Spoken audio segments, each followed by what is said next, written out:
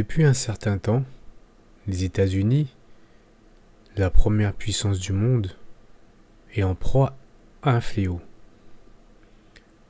Ce pays que beaucoup admiraient, désiraient, n'est plus que l'ombre de ce qu'elle fut. Le rêve américain qu'on disait. La capacité de chacun à réaliser ses rêves et obtenir un niveau de vie confortable grâce à un travail acharné et beaucoup d'abnégation. Ceci est révolu.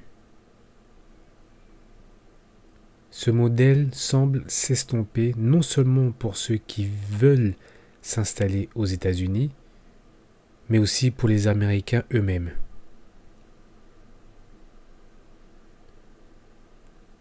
Aujourd'hui, sa situation est déplorable. Après avoir profité pendant des années tout en écrasant les autres, profitant des ressources des autres, détruisant la vie humaine pour son seul confort, tout ceci est terminé.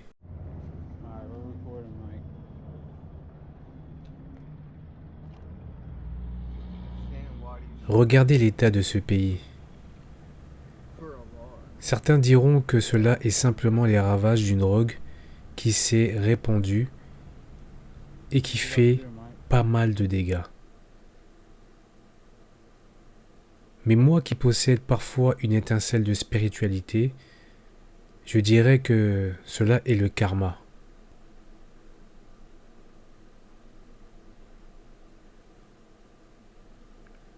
N'oublions jamais que dans ce pays qu'on appelle les États-Unis, vivaient des peuples, les Amérindiens. Un peuple génocidé par ces gens, pour ces terres, sans aucune pitié. Par des gens soi-disant civilisés. Ce sont des sauvages, indiens, qu'on pouvait entendre autrefois.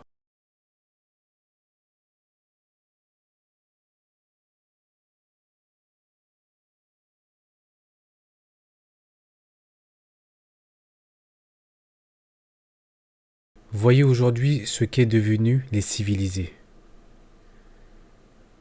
Je sais que mes propos sont durs et difficiles à entendre, car je sais que la plupart de ces gens n'ont pas participé ou n'ont pas voulu tout cela. Or, rien n'arrive par hasard. Ces images sont tristes, je le reconnais, mais c'est la vie.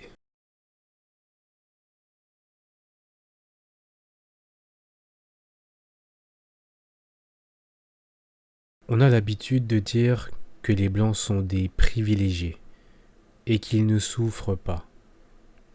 C'est faux, et voici le contraire.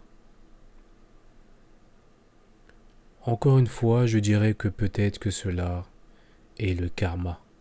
Êtes-vous d'accord avec moi?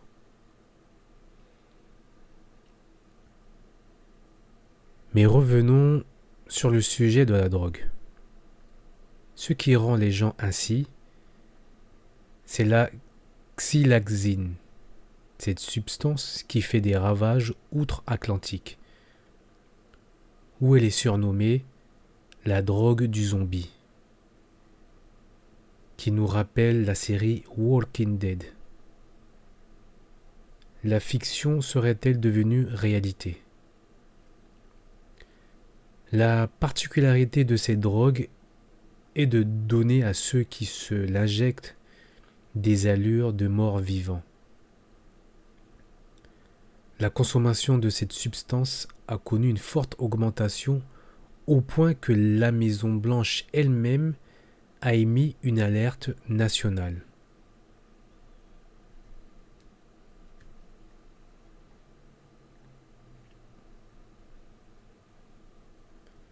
Depuis l'arrivée de cette merde aux États-Unis, je savais qu'un jour ce fléau arriverait en Europe, car tout ce qui est créé aux États-Unis est suivi par les autres pays européens. Et il est arrivé. On a recensé des victimes à la xylaxine en Europe. À la base, cette drogue est un puissant sédatif pour animaux. Et depuis les années 2000, on s'en sert pour couper d'autres drogues. Certaines personnes se l'injectent pour prolonger l'effet des opioïdes. Et vous savez ce que c'est les opioïdes? Ce sont des médicaments antidouleurs puissants.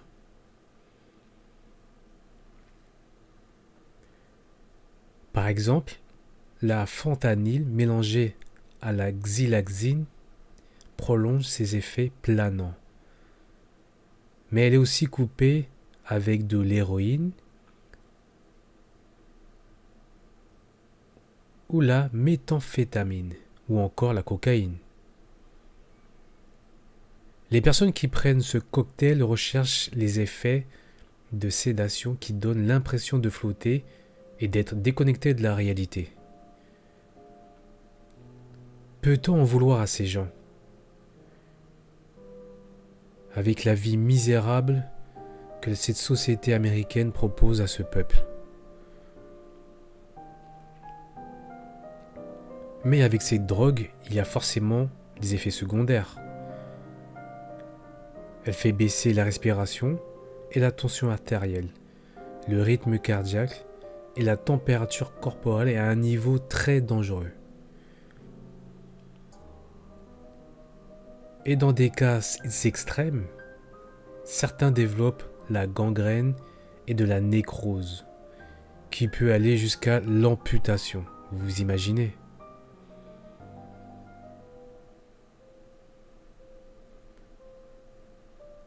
À l'heure où je vous parle, cette drogue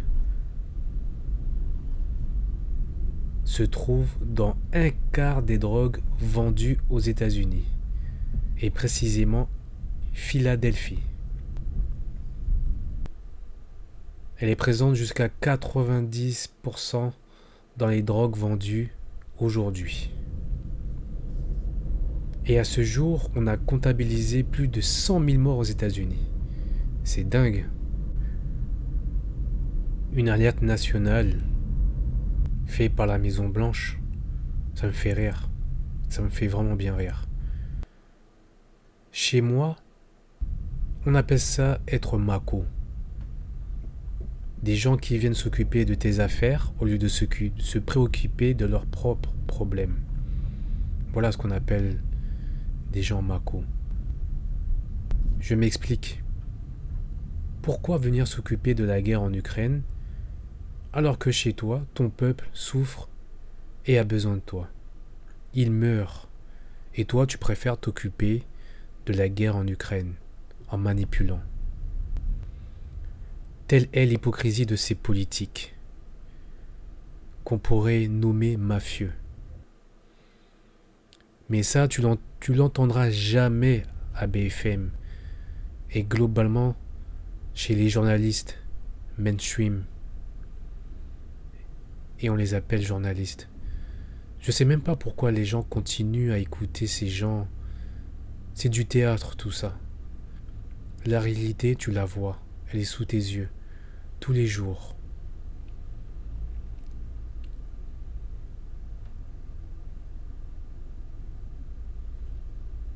C'est ce pays que vous voulez idolâtrer? Le pays du mensonge?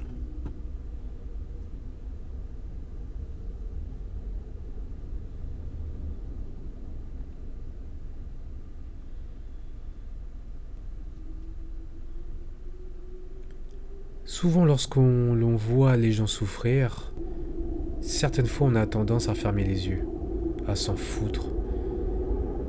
Car tant que cela ne nous touche pas, on reste de marbre, en pensant que cela ne nous touchera jamais, et que cela ne touche que les autres.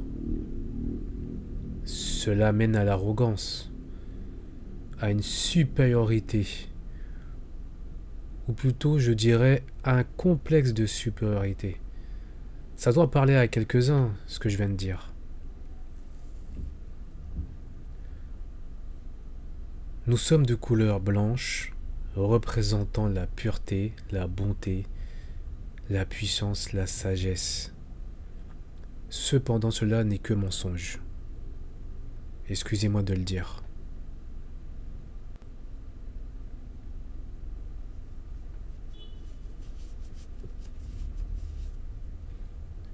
C'est ce pays que certains Européens idolâtrent. Un pays manipulateur qui crée toutes les merdes de la Terre.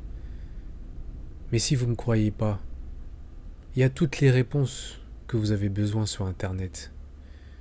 Allez chercher et on en reparle.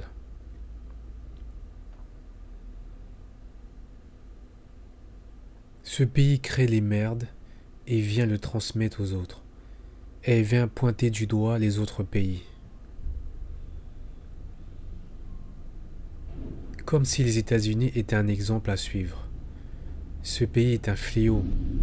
Il suffit de se souvenir du C-19, le mensonge du siècle et tous les dégâts que ça a fait. Allez demander aux familles qui aujourd'hui ont tous les effets secondaires. Macron, Monsieur le Président Emmanuel Macron, devrait et devra un jour répondre de tout ça.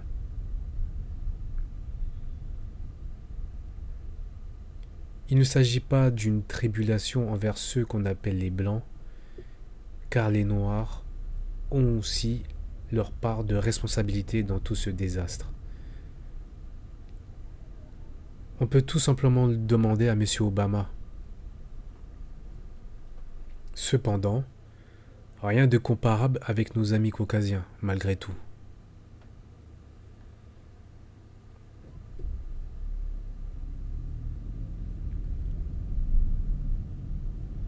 Revenons à ces drogues dangereuses qui fait un tas de victimes dans le pays de l'oncle Sam. Comment cette drogue a pu exister? Qui sont les responsables? On ne va pas me dire qu'un pays qui se dit civilisé n'a pas pu contenir cette catastrophe. On est capable de surveiller des peuples par millions pour simplement savoir ce qu'ils aiment, pour ensuite leur vendre un tas de trucs inutiles. Mais surveiller son pays pour lutter contre la drogue, ça non.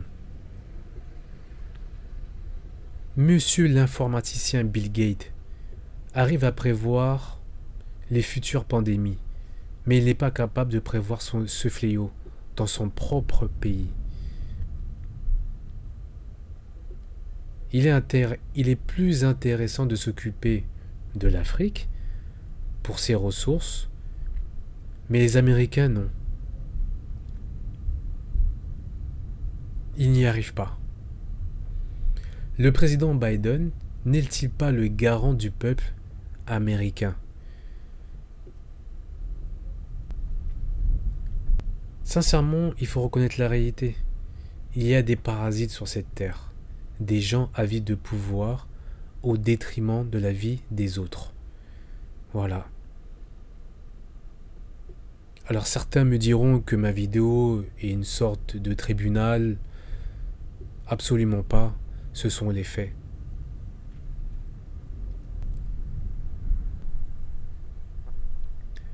Et je tiens à rappeler des monstres comme Bill Gates, car cet homme, je pense, devrait être réduit au silence. Un informaticien qui s'occupe des pandémies. Et qui annonce qu'il faudrait réduire la population. Vous imaginez? Mais est-ce que vous imaginez si un noir avait dit un truc comme ça? Qu'est-ce qui se serait passé? Mais des gens comme Bill Gates, Biden et consorts, je suis désolé, ce sont des gens à la peau blanche, se permettent de faire et de dire des choses et ils sont en liberté. Regardez ces gens qui souffrent.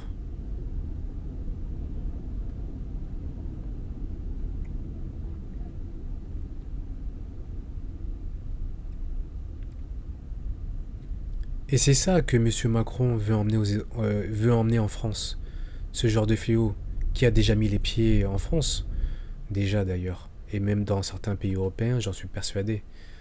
Ça va finir par arriver, mais de toute façon, pour ceux qui vivent en Île-de-France, il vous suffit juste d'aller à Châtelet-Les Halles et vous constaterez le désastre, ou même ailleurs, Gare du Nord.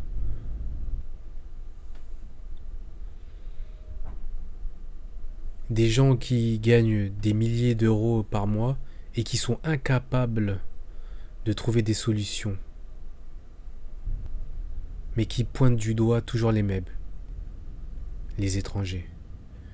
Alors bien entendu, il y a des choses, il y a plein de choses à dire sur les étrangers en France. Et je suis le premier à pointer du doigt ces gens.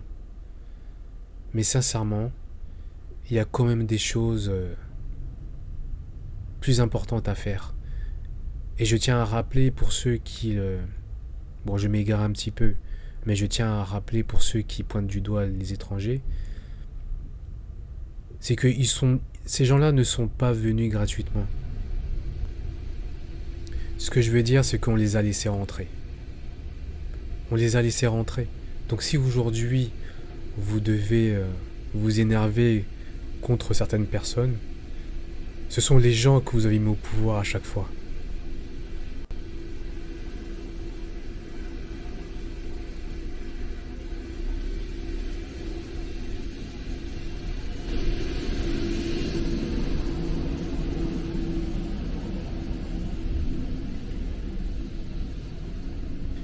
Ah, vraiment, je le dis, nous sommes entourés de monstres sur cette terre.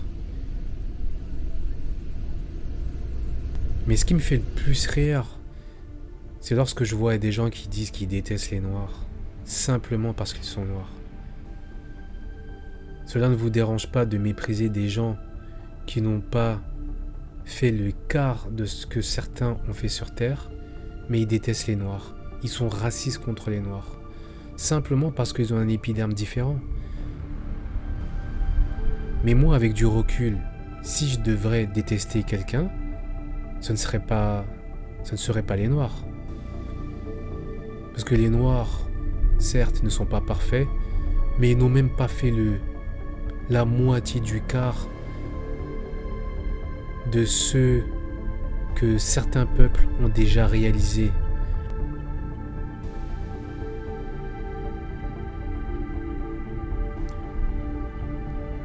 Et c'est les noirs les méchants, qu'on a considérés comme des diables pendant beaucoup de temps, d'ailleurs toujours un peu, notamment les Maghrébins. Ce monde me rend fou et il tourne pas rond, je vous le jure. Regardez ce que cette drogue fait aux gens de Philadelphie, aux gens des États-Unis.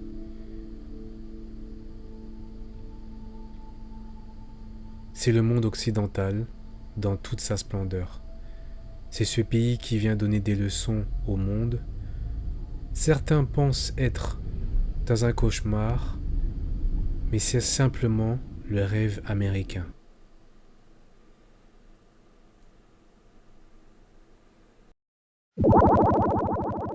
I'll be back. I'll be back. I'll be back.